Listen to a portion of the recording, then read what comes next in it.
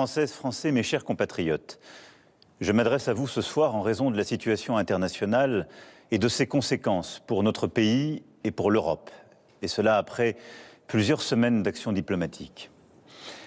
Vous êtes en effet, je le sais, légitimement inquiet devant les événements historiques en cours qui bouleversent l'ordre mondial. La guerre en Ukraine, qui a entraîné près d'1 million de morts et de blessés, continue avec la même intensité. Les États-Unis d'Amérique, notre allié, ont changé leur position sur cette guerre, soutiennent moins l'Ukraine et laissent planer le doute sur la suite. Dans le même temps, les mêmes États-Unis d'Amérique entendent imposer des tarifs douaniers aux produits venant d'Europe. Enfin, le monde continue d'être sans cesse plus brutal et la menace terroriste ne faiblit pas. Au total, notre prospérité et notre sécurité sont devenues plus incertaines et il faut bien le dire, nous rentrons dans une nouvelle ère. La guerre en Ukraine dure maintenant depuis plus de 3 ans. Nous avons, dès le premier jour, décidé de soutenir l'Ukraine et de sanctionner la Russie. Et nous avons bien fait. Car c'est non seulement le peuple ukrainien qui lutte avec courage pour sa liberté, mais c'est aussi notre sécurité qui est menacée. En effet, si un pays peut envahir impunément son voisin en Europe, alors personne ne peut plus être sûr de rien. Et c'est la loi du plus fort qui s'applique. Et la paix ne peut plus être garantie sur notre continent même. L'histoire nous l'a enseigné. Au-delà de l'Ukraine, la menace russe est là et touche les pays d'Europe, nous touche. La Russie a déjà fait du conflit ukrainien un conflit mondial. Elle a mobilisé sur notre continent des soldats nord-coréens, des équipements iraniens, tout en aidant ces pays à s'armer davantage. La Russie du président Poutine viole nos frontières pour assassiner des opposants, manipule les élections en Roumanie, en Moldavie. Elle organise des attaques numériques contre nos hôpitaux pour en bloquer le fonctionnement. La Russie tente de manipuler nos opinions avec des mensonges diffusés sur les réseaux sociaux. Et au fond, elle teste nos limites. Elle le fait dans les airs, en mer, dans l'espace et derrière nos écrans. Cette agressivité ne semble pas connaître de frontières. Et la Russie, dans le même temps, continue de se réarmer, dépensant plus de 40% de son budget à cette fin. D'ici 2030, elle prévoit d'encore accroître son armée, d'avoir 300 000 soldats supplémentaires, 3 000 chars, 300 avions de chasse de plus. Qui peut donc croire, dans ce contexte, que la Russie d'aujourd'hui s'arrêtera à l'Ukraine? La Russie est devenue, au moment où je vous parle et pour les années à venir, une menace pour la France et pour l'Europe. Je le regrette très profondément. Et je suis convaincu qu'à long terme, la paix se fera sur notre continent avec une Russie redevenue apaisée et pacifique. Mais la situation que je vous décris est celle-là et nous devons faire avec. Alors face à ce monde de danger, rester spectateur serait une folie. Il s'agit, sans plus tarder, de prendre des décisions pour l'Ukraine, pour la sécurité des Français, pour la sécurité des Européens. Pour l'Ukraine d'abord. Toutes les initiatives qui aident à la paix vont dans le bon sens et je veux ce soir les saluer. Nous devons continuer d'aider les Ukrainiens à résister jusqu'à ce qu'ils puissent négocier avec la Russie une paix solide pour eux-mêmes et pour nous tous. C'est pour cela que le chemin qui mène à la paix ne peut pas passer par l'abandon de l'Ukraine. Bien au contraire. La paix ne peut pas être conclue à n'importe quel prix et sous le diktat russe. La paix ne peut pas être la capitulation de l'Ukraine. Elle ne peut pas être son effondrement. Elle ne peut pas davantage se traduire par un cessez-le-feu qui serait trop fragile. Et pourquoi? Parce que là aussi, nous avons l'expérience du passé. Nous ne pouvons pas oublier que la Russie a commencé d'envahir l'Ukraine dès 2014 et que nous avons alors négocié un cessez-le-feu à Minsk. Et la même Russie n'a pas respecté ce cessez-le-feu. Et nous n'avons pas été capables de maintenir les équilibres, faute de garanties solides. Aujourd'hui, on ne peut plus croire la Russie sur parole. L'Ukraine a droit à la paix et la sécurité pour elle-même, et c'est notre intérêt, et c'est l'intérêt de la sécurité du continent européen. C'est en ce sens que nous travaillons avec nos amis britanniques, allemands et plusieurs autres pays européens. C'est pourquoi vous m'avez vu ces dernières semaines rassembler plusieurs d'entre eux à Paris, aller les retrouver il y a quelques jours à Londres pour consolider les engagements qui sont nécessaires à l'Ukraine. Une fois la paix signée, pour que l'Ukraine ne soit pas à nouveau envahie par la Russie. Il nous faut le préparer. Cela passera à coup sûr par un soutien à l'armée ukrainienne dans la durée. Cela passera aussi peut-être par le déploiement de forces européennes. Celles-ci n'iraient pas se battre aujourd'hui, elles n'iraient pas se battre sur la ligne de front, mais elles seraient là au contraire une fois la paix signée pour en garantir le plein respect. Dès la semaine prochaine, nous réunirons à Paris les chefs d'état-major des pays qui souhaitent prendre leurs responsabilités à cet égard. C'est ainsi un plan pour une paix solide, durable, vérifiable, que nous avons préparé avec les Ukrainiens et plusieurs autres partenaires européens et que j'ai été défendre aux États-Unis il y a 15 jours et à travers l'Europe.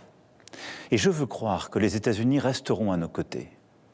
Mais il nous faut être prêts si tel n'était pas le cas. Que la paix en Ukraine soit acquise rapidement ou non, les États européens doivent, compte tenu de la menace russe que je viens de vous décrire, être capables de mieux se défendre et de dissuader toute nouvelle agression. Oui, quoi qu'il advienne, il nous faut nous équiper davantage, hausser notre position de défense, et cela pour la paix même, pour dissuader. À ce titre, nous restons attachés à l'OTAN et à notre partenariat avec les États-Unis d'Amérique. Mais il nous faut faire plus, renforcer notre indépendance en matière de défense et de sécurité. L'avenir de l'Europe n'a pas à être tranché à Washington ou à Moscou. Et oui, la menace revient à l'Est. Et l'innocence, en quelque sorte, des 30 dernières années, depuis la chute du mur de Berlin, est désormais révolue. À Bruxelles demain, lors du Conseil extraordinaire qui réunira les 27 chefs d'État et de gouvernement avec la Commission et le président du Conseil, nous franchirons des pas décisifs. Plusieurs décisions seront prises que la France proposait depuis plusieurs années. Les États membres pourront accroître leurs dépenses militaires sans que cela soit pris en compte dans leur déficit. Des financements communs massifs seront décidés pour acheter et produire sur le sol européen des munitions, des chars, des armes, des équipements parmi les plus innovants. J'ai demandé au gouvernement d'être mobilisé pour que, d'une part, cela renforce nos armées le plus rapidement possible, et d'autre part, que cela accélère la réindustrialisation dans toutes nos régions. Et je réunirai, avec les ministres compétents, les industriels du secteur dans les prochains jours. L'Europe de la défense, que nous défendons depuis 8 ans, devient donc une réalité. Cela veut dire des pays européens davantage prêts à se défendre et à se protéger, qui produisent ensemble les équipements dont ils ont besoin sur leur sol, qui sont prêts à davantage coopérer, à réduire leur dépendance à l'égard du reste du monde. Et c'est une bonne chose.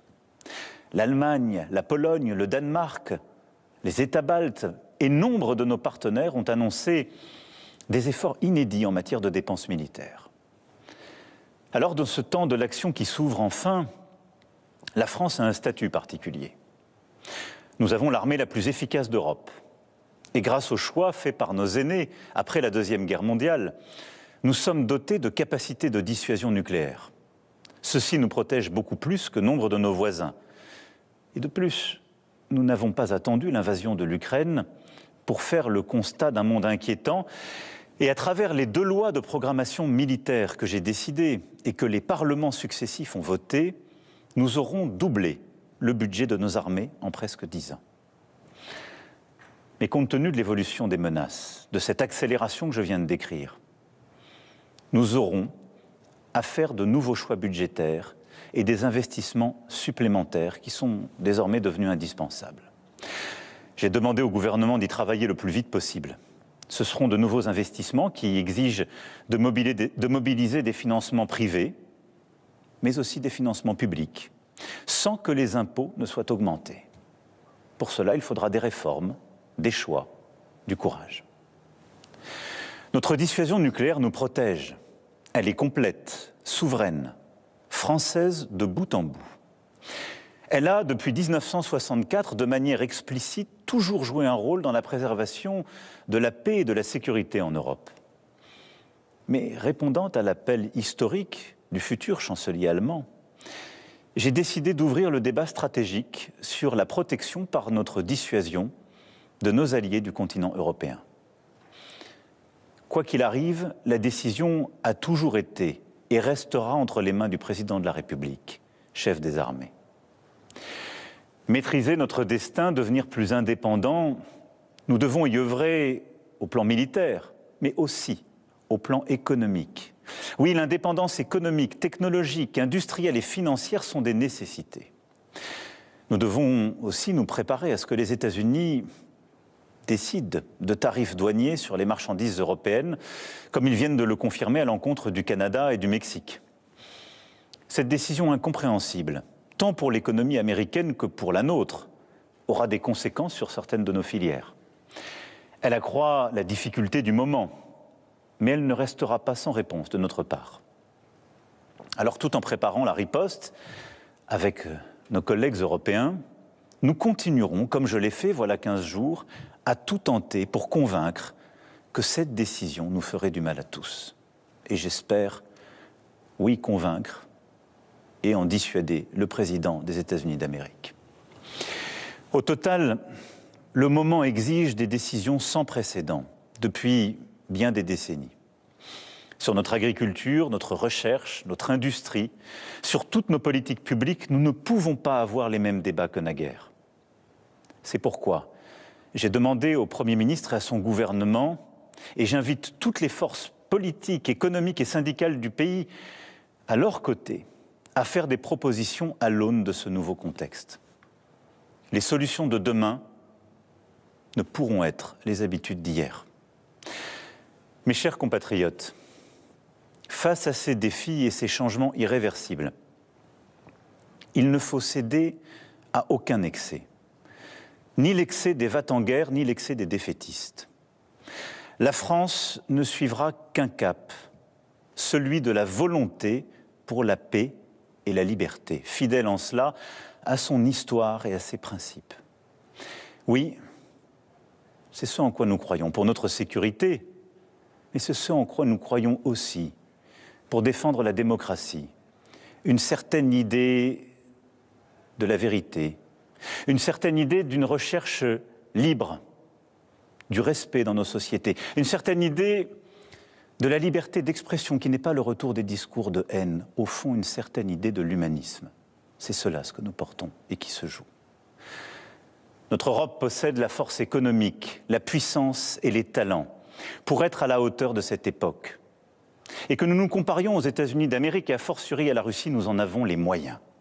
Nous devons donc agir en étant unis en Européens et déterminés à nous protéger.